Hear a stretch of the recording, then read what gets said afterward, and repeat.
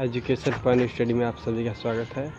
तो आज की वीडियो में मैं आप सभी को कक्षा 12वीं राजनीति विज्ञान मतलब पॉलिटिकल साइंस जो बच्चे 2025 और 26 के हैं क्लास 12th में, ये उनके लिए पॉलिटिकल साइंस की सिलेबस की वीडियो है।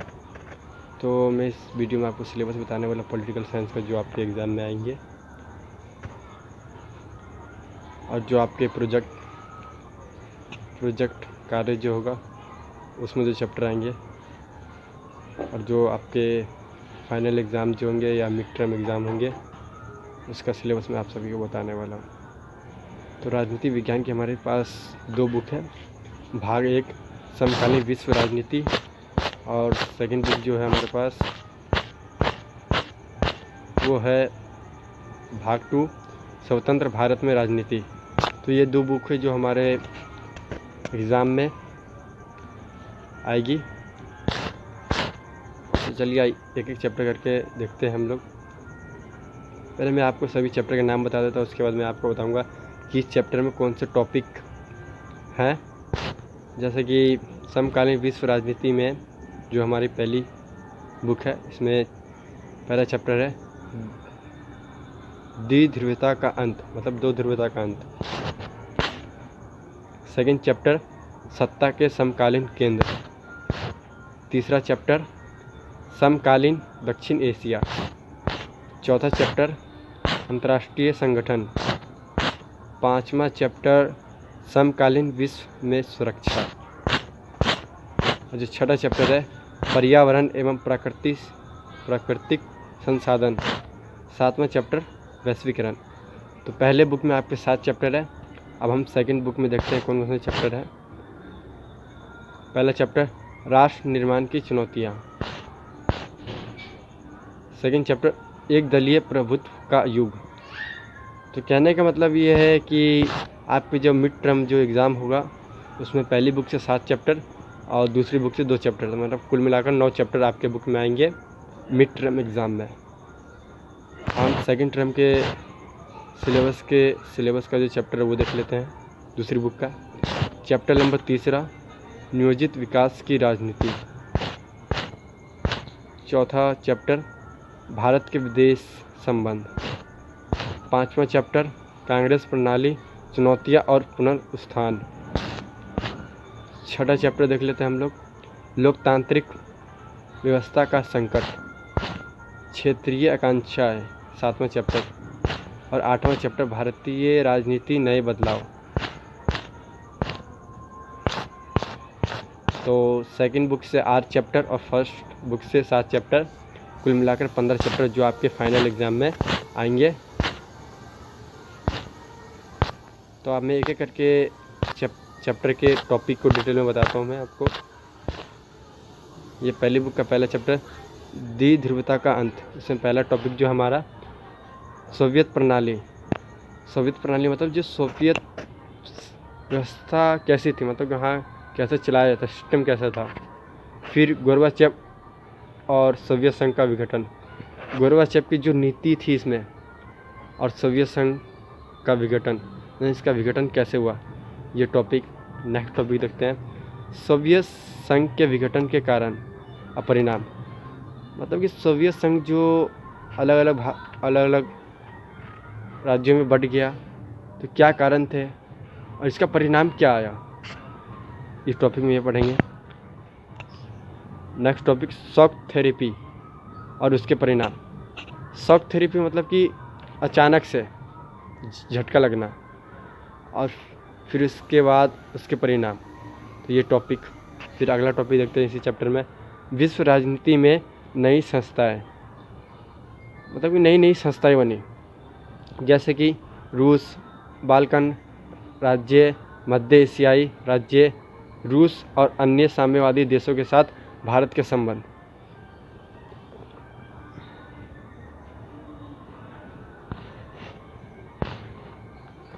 रूस और अन्य साम्यवादी देशों के साथ भारत के संबंध कैसे है, ये पढ़ेंगे। ये टॉपिक है। अब सेकंड चैप्टर के टॉपिक को हम देखते हैं कौन कौन से टॉपिक एग्जाम में आएंगे। सत्ता के समकालीन केंद्र। यूरोपीय संघ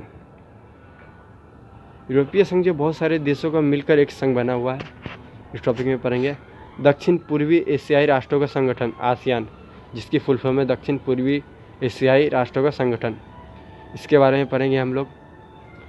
चीन का एक आर्थिक शक्ति के रूप में उदय, चीन एक इकोनॉमिक पावर के रूप में कैसे उभरा, इस चैप्टर में ये देखेंगे कैसे कैसे वो आर्थिक शक्ति के रूप में बढ़ा। नेक्स्ट टॉपिक उभरती शक्तियों के रूप में जापान और दक्षिण कोरिया, और उभरती शक्ति के रूप में जापान और दक्षिण कोरिया कैसे मतलब कि आगे बढ़े, ये पढ़ेंगे इस चैप्टर में। अब थर्ड चैप्टर देखते हैं समकालीन दक्षिण एशिया, पाकिस्तान और बांग्लादेश में सेना और लोकतंत्र। मतलब पाकिस्तान और बांग्लादेश में कभी सेना का शासन रहता था, कभी लोकतंत्र शासन रहता था, तो ये देखेंगे इस टॉपिक में। नेपाल में राजशाही और लोकतंत्र, नेपाल में पहले राजशाही था लेकिन अब जो है लोकतंत्र है, ये पढ़ेंगे इस टॉपिक में। श्रीलंका में जातीय संघर्ष और लोकतंत्र, श्रीलंका में जातीय संघर्ष और लोकतंत्र के बारे में पढ़ेंगे। भारत पाकिस्तान संघर्ष, भारत और पाकिस्तान के बीच कब कब क्या हुआ, कौन सी लड़ाई हुई, किस किस को लेकर संधि हुई, इन सब के बारे में पढ़ेंगे। भारत पाकिस्तान संघर्ष। भारत और उसके पड़ोसी देश, भारत के पड़ोसी देश जितने हैं उसके बारे में पढ़ेंगे इसमें। ऐसे मेरे ख्याल से भारत के पड़ोसी देश जो है 8 है। और शांति और सहयोग के बारे में पढ़ेंगे। अंतर्राष्ट्रीय संगठन, चौथा चैप्टर, इसमें देखते हैं कौन कौन सा टॉपिक है। अंतर्राष्ट्रीय संगठन का अर्थ और महत्व, इसका मतलब क्या है, इसकी इम्पोर्टेंट क्या है पूरे वर्ल्ड में, ये पढ़ेंगे इस टॉपिक में। संयुक्त राष्ट्र का विकास, यूएनओ का विकास कैसे हुआ, वो पढ़ेंगे इस टॉपिक में। अंतर्राष्ट्रीय संगठनों की संरचना और कार्य, अंतर्राष्ट्रीय संगठनों की संरचना कैसी है, प्रकृति कैसी है और ये काम कैसे करता है, इस टॉपिक में ये पढ़ेंगे। संयुक्त राष्ट्र संघ के प्रमुख अंग, मतलब यूएनओ के कितने अंग हैं, जिसकी फुल फॉर्म है हिंदी में संयुक्त राष्ट्र संघ के प्रमुख अंग, तो इसके अंग कितने हैं। मुख्य रूप से इसके 6 अंग हैं। शीत युद्ध के बाद संयुक्त राष्ट्र में सुधार, शीत युद्ध 1991 खत्म होता है, उसके बाद यूएनओ में बहुत सारे सुधार आते हैं। संयुक्त राष्ट्र की संरचनाओं, प्रक्रियाओं और अधिकार क्षेत्र में सुधार, संयुक्त राष्ट्र की संरचना में और प्रक्रिया और अधिकार क्षेत्र में बहुत सुधार हुए, वो पढ़ेंगे इस टॉपिक में। भारत और संयुक्त राष्ट्र सुधार, भारत और संयुक्त राष्ट्र सुधार में जो हुआ वो पढ़ेंगे। प्रमुख एजेंसियाँ जैसे कि अंतर्राष्ट्रीय मुद्रा कोष IMF, इसे मुद्रा से रिलेटेड पढ़ेंगे अंतर्राष्ट्रीय लेवल पर। विश्व बैंक का कार्य क्या होता है, इसकी स्थापना कब हुई, ये सब पढ़ेंगे इसके अंदर। विश्व व्यापार संगठन WTO, विश्व व्यापार संगठन, इसमें ट्रेड से रिलेटेड जो भी है व्यापार संगठन की स्थापना कब हुई, ये सब पढ़ेंगे इसके अंदर। अंतर्राष्ट्रीय श्रम संगठन ILO, इसमें श्रम के बारे में बताया गया है। अंतर्राष्ट्रीय आणविक ऊर्जा एजेंसी IAEA, ऊर्जा के बारे में हम पढ़ेंगे और इसकी स्थापना कब हुई ये भी पढ़ेंगे इसके अंदर। गैर सरकारी संगठन, जो ऊपर जो हमने देखा था वो गवर्नमेंट एजेंसी थी, आप ये जो देखेंगे ये वाला, ये है गैर सरकारी संगठन, मतलब कि नॉन गवर्नमेंट ऑर्गेनाइजेशन, और जो ऊपर वाला था वो गवर्नमेंट ऑर्गेनाइजेशन था। तो आप देखेंगे जो गैर सरकारी संगठन है NGO का मतलब होता है NGO, non government organisation. Amnesty International, फिर इसके बाद नेक्स्ट टॉपिक है ह्यूमन राइट्स वॉच, मानव अधिकार आयोग, ये पढ़ेंगे। अंतर्राष्ट्रीय संगठनों का निहितार्थ और भविष्य, लेकिन इस अंतर्राष्ट्रीय संगठनों का भविष्य कैसा है, इस टॉपिक में पढ़ेंगे। समकालीन विश्व में सुरक्षा, सुरक्षा का मतलब क्या है और प्रकार, सुरक्षा के कितने प्रकार है, इसका मतलब क्या है, इस टॉपिक में पढ़ेंगे। सुरक्षा की पारंपरिक अवधारणा, सुरक्षा की जो पारंपरिक अवधारणा जो चलती आ रही हो उस अवधारणा के बारे में पढ़ेंगे। सुरक्षा की गैर पारंपरिक अवधारणाएं वो पढ़ेंगे। खतरों के नए स्रोत, मतलब कि किस किस चीज़ से हमें खतरा हो सकता है उसके बारे में पढ़ेंगे। सहयोगात्मक सुरक्षा, इसके बारे में पढ़ेंगे। भारत की सुरक्षा रणनीति, भारत जो है सुरक्षा को लेकर किस तरह की रणनीति है वो पढ़ेंगे। छठा चैप्टर पर्यावरण एवं प्रकृति संसाधन, पर्यावरण संबंधी चिंताएं, पर्यावरण को लेकर आज भी हमारे देश में बहुत बड़ी चिंता है और ये पूरे वर्ल्ड में भी इसकी चिंता है। ग्लोबल कॉमन्स, ये टॉपिक पढ़ेंगे। सामान्य लेकिन विभेदित जिम्मेदारियाँ, जो पूरे वर्ल्ड की क्या क्या जो सामान्य जिम्मेदारी है वो पढ़ेंगे। पर्यावरणीय मुद्दों पर भारत का रुख, मतलब भारत क्या कहना चाहता है पर्यावरण मुद्दों पर, ये पढ़ेंगे हम। पर्यावरणीय आंदोलन, बहुत सारे जगह पर्यावरणीय आंदोलन हुए जहाँ वनों की कटाई, जंगलों की कटाई हुई, वहाँ संसाधनों की भू राजनीति, संसाधन को लेकर भूमिगत जो राजनीति उसके बारे में पढ़ेंगे। मूल निवासियों के अधिकार, जो किसी भी एक क्षेत्र के मूल निवासी है उसके अधिकार के बारे में पढ़ेंगे। आता हमारा वैश्वीकरण, जो फर्स्ट बुक का ये लास्ट चैप्टर है, वैश्वीकरण की अवधारणा। वैश्वीकरण की अवधारणा क्या है, वैश्वीकरण के कारण और परिणाम।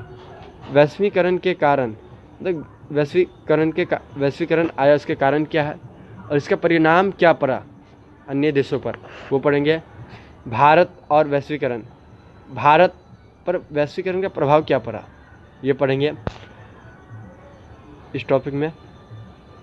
वैश्वीकरण का प्रतिरोध, कुछ लोग वैश्वीकरण को बेकार कहते हैं या विरोध करते हैं, तो वैश्वीकरण का प्रतिरोध पढ़ेंगे। भारत और वैश्वीकरण का प्रतिरोध, भारत और वैश्वीकरण का प्रतिरोध मतलब कि भारत वैश्वीकरण का कभी कभी प्रतिरोध करता है और कुछ लोग इसको बेहतर मानते हैं, तो ये पढ़ेंगे इसके अंदर। अब सेकंड बुक का स्वतंत्र भारत में राजनीति, इसमें 2 चैप्टर आ रहे हैं और पहली बुक से 7 चैप्टर आ रहे हैं, कुल मिलाकर 9 चैप्टर मिड टर्म में है।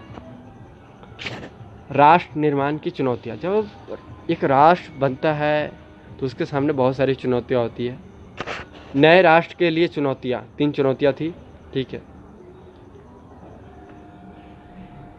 विभाजन, विस्थापन और पुनर्वास। विभाजन के परिणाम, विभाजन हुआ, विस्थापन, लोग एक दूसरे जगह गए, पुनर्वास, बस गए लोग, विभाजन के परिणाम, देशों को बांट दिया गया 2 भागों में, वो पढ़ेंगे इस टॉपिक में।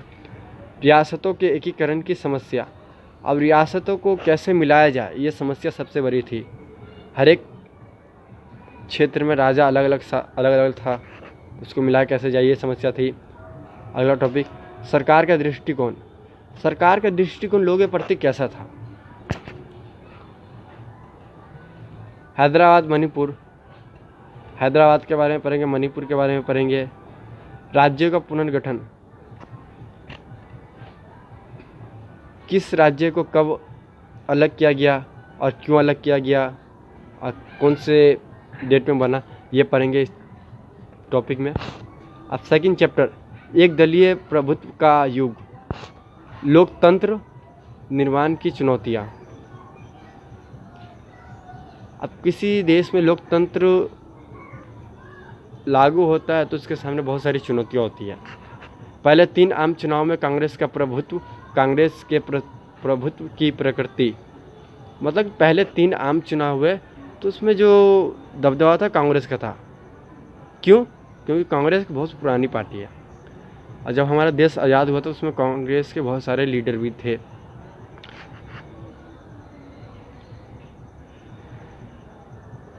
और कांग्रेस के प्रभुत्व की प्रकृति, मतलब इसका स्ट्रक्चर कैसा है कांग्रेस का प्रभुत्व की प्रकृति।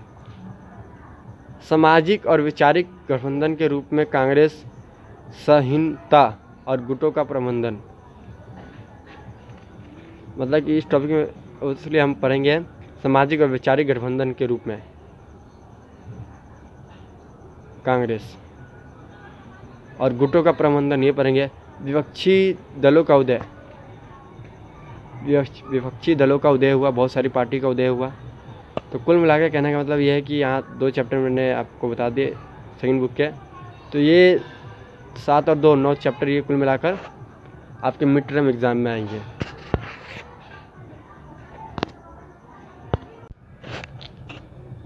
सेकंड बुक से 2 और पहली बुक से 7, मतलब 9 चैप्टर आपके मिड टर्म में आएंगे एग्ज़ाम में। फिर जो आपका फाइनल का जो सिलेबस है, तो पहली बुक से 7 और दूसरी बुक से 8 चैप्टर आएंगे, तो मैं कुल मिला के 15 चैप्टर। तो मैं आप सेकंड बुक का जो सेकंड फाइनल में जो एग्ज़ाम फाइनल एग्ज़ाम में जो आएगा, मैं उसके आगे का आपको बता रहा हूँ। नियोजित विकास की राजनीति, प्लानिंग से डेवलपमेंट करना है तो उसकी क्या राजनीति होगी वो पढ़ेंगे हम। राजनीतिक प्रतिदिनता, विकास के विचार, नियोजन, प्लानिंग, योजना आयोग कब आया, इसका कार्य क्या है ये पढ़ेंगे। प्रारंभिक पहल, प्रथम पंचवर्षीय योजना जो कि 5 साल के लिए होती है वो पढ़ेंगे। तीव्र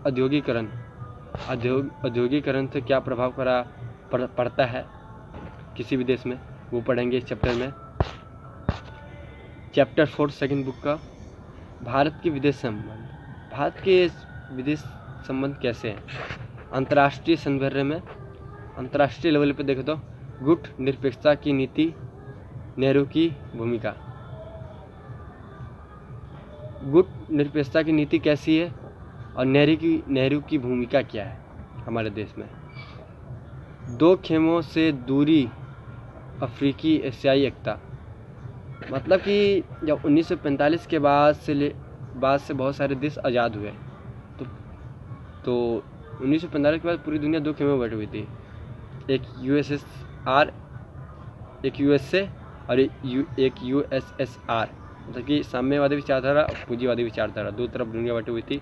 तो कुछ लोग 1945 कुछ देश 1945 के बाद आज़ाद हुए तो किसी भी गुट में शामिल नहीं हुए, और भारत भी किसी भी गुट में शामिल नहीं हुआ। चीन के साथ शांति और संघर्ष, मतलब भारत का चीन के साथ शांति और संघर्ष कैसा है ये पढ़ेंगे। चीनी आक्रमण 1962, चीन ने आक्रमण कर दिया था भारत पर 1962 में। पाकिस्तान के साथ युद्ध और शांति, पाकिस्तान के साथ युद्ध कितने बार हुए वो पढ़ेंगे, और शांति तो संधि जो भी भारत के साथ हुई है पाकिस्तान की वो पढ़ेंगे। बांग्लादेश युद्ध 1971 वो पढ़ेंगे। भारत की परमाणु नीति कैसी है। और 5वां चैप्टर सेकंड बुक का कांग्रेस प्रणाली, चुनौतियां और पुनरुत्थान। राजनीति, उत्तराधिकार की चुनौती, नेहरू में सशस्त्री तक, ये टॉपिक पढ़ेंगे। सशस्त्री में इंदिरा गांधी तक, ये पढ़ेंगे। 1967 का चौथा आम चुनाव का संदर्भ, मतलब कि 1967 का चौथा आम चुनाव जो कि बहुत इम्पोर्टेंट है चैप्टर में वो पढ़ेंगे। गैर कांग्रेसवाद चुनावी फैसले, जो गैर कांग्रेसवाद चुनावी फैसले ले रहे थे उनके बारे में पढ़ेंगे। गठबंधन के बारे में पढ़ेंगे, गठबंधन क्या होता है। दल बदल, जो कि एक पार्टी से दूसरे पार्टी में चले जाते हैं वो दल बदल होता है, ये पढ़ेंगे। गठबंधन जैसे कि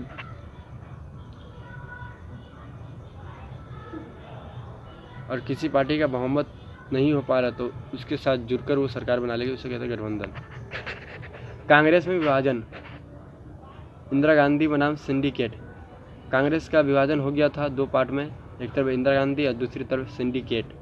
1969 का राष्ट्रपति चुनाव, 1969 का राष्ट्रपति चुनाव हुआ था। 1971 का चुनाव और कांग्रेस की पुनरुत्थान के बाद के परिणाम।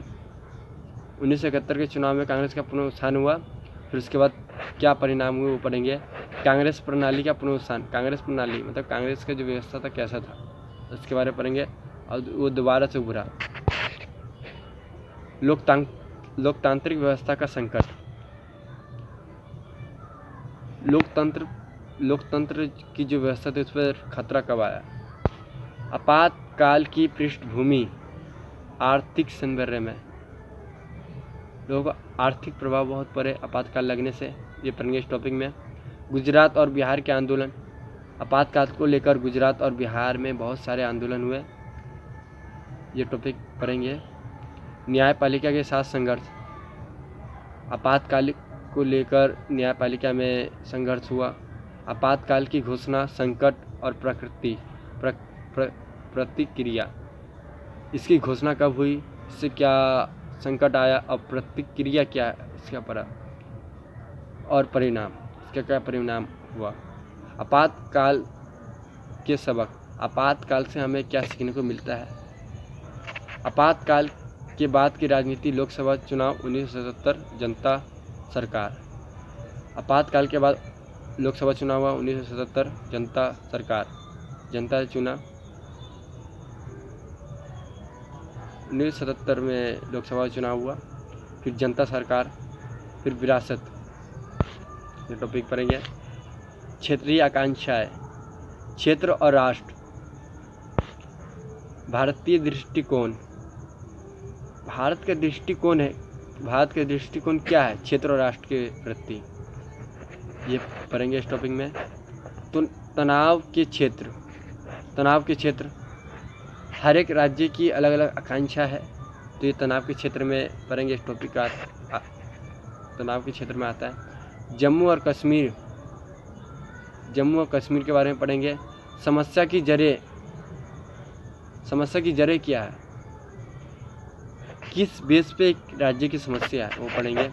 बाहरी और आंतरिक विवाद, जैसे कि नदी को लेकर, दो राज्यों के बीच में विवाद या कोई सीमा को लेकर, बाहरी और आंतरिक विवाद वो पढ़ेंगे। 1948 में राजनीति वो पढ़ेंगे। सशस्त्र विद्रोह और उसके बाद जो हुआ वो पढ़ेंगे। 2002 और उससे आगे जो भी हुआ वो पढ़ेंगे इस टॉपिक में। पंजाब और राजनीतिक संवर्य के बारे में पढ़ेंगे। हिंसा के बारे में पढ़ेंगे। शांति का मार्ग जो भी वो पढ़ेंगे।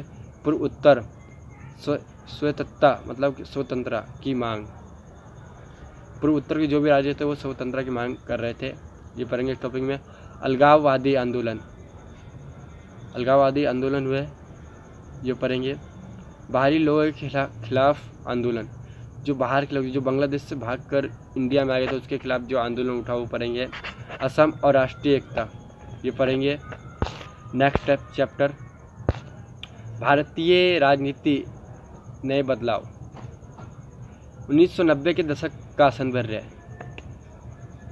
1990 के बाद हमारे देश की राजनीति में नए बदलाव आए वो पढ़ेंगे। गठबंधन का युग